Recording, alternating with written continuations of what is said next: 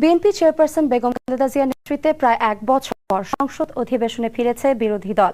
Speaker তাদেরকে স্বাগত জানিয়ে বলেছেন তার আশা বিরোধী দল দীর্ঘদিন অধিবেশনে থাকবে। বিরোধী দলের উপস্থিতিতে প্রথম দিনেই উত্তপ্ত হয়ে ওঠে সংসদ অধিবেশন। এদিকে বিদেশি একটি গোয়েন্দা সংস্থার কাছ থেকে টাকা নেওয়ার অভিযোগ অস্বীকার করেছেন বিএনপির একজন সংসদ সদস্য। জানাচ্ছেন আহমেদ সাগর।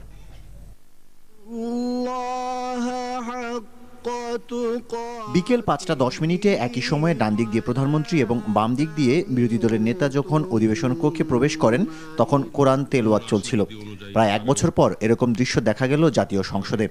দিনের কার্যসূচির শুরুতেই সংসদে যোগ দেয়ায় বিরোধী দলকে স্বাগত জানান স্পিকার। মাননীয় বিরোধী দলের নেতা এবং সদস্যবৃন্দ যারা আজকে এসেছেন, আমি আপনাদেরকে স্বাগত জানাচ্ছি। রাষ্ট্রপতির ভাষণ সম্পর্কে ধন্যবাদ প্রস্তাবের উপর বিরোধী দলের পক্ষে প্রথমে বক্তব্য সুযোগ পান শহীদুদ্দিন চৌধুরী অ্যানি।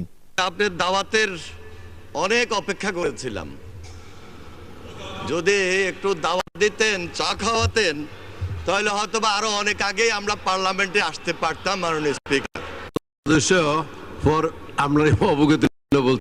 আমি দাওয়াত দিতে দিতে আপনাদেরকে একদম ৯১ নির্বাচনের আগে পাকিস্তানি গোয়েন্দা সংস্থার কাছ থেকে টাকা নেওয়ার অভিযোগ অস্বীকার করেন বিএনপির এই সংসদ সদস্য। আসাদ দুরবানি পাকিস্তানের সুপ্রিম কোর্টে যে হলফনামাটা দিয়েছেন, সেখানে কোথাও বাংলাদেশ সম্পর্কে, সেখানে কোথাও বিএনপি সম্পর্কে কোনো কথা উল্লেখ নেই। ইকোনমিস্ট পত্রিকা বলা হয়েছে বস্তা বস্তায় টাকা নিয়ে নির্বাচনে অংশগ্রহণ।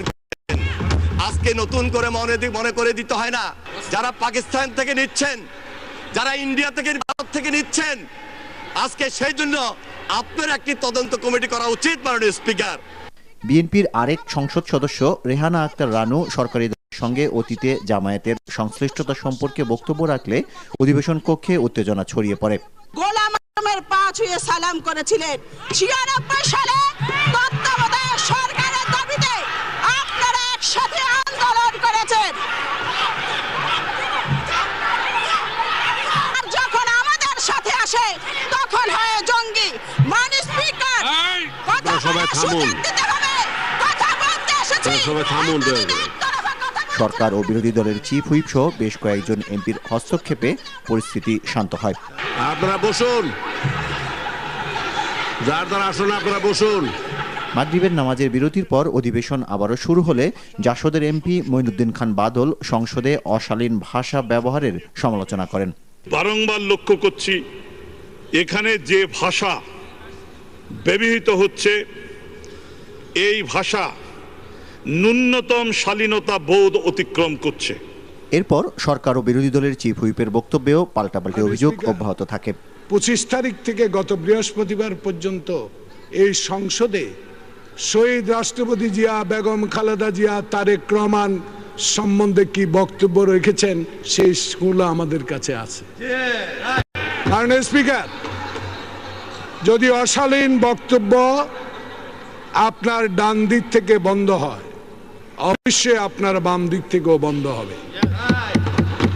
আজকে লজ্জা হয় সংসদ সদস্যপদ রক্ষা করার জন্য ৯০ দিনের যে সাংবিধানিক বিধিবিধান রয়েছে সেইটা রক্ষা করার জন্য, বেতন ভাতা নেওয়ার জন্য আজকে এখানে উপস্থিত হয়েছেন। আমার মনে হয় বুথের মুখের আমনাম, এদেশের মানুষ আহম্মকের স্বর্গে বাস করে না।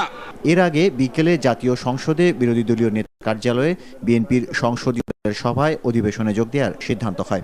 ৪ দলীয় জোটের কয়েকজন এমপিও সভায় যোগ দেন।